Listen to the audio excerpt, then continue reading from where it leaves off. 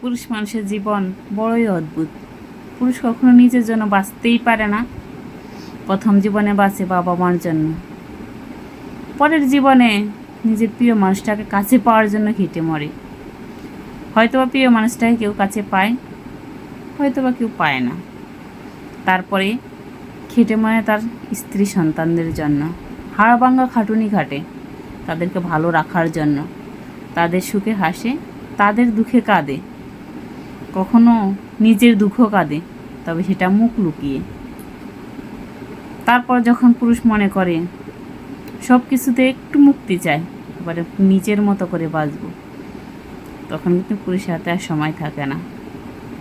স্বর্গের ঘণ্টা বেজে যায়, পরপারে চিঠি চলে আসে।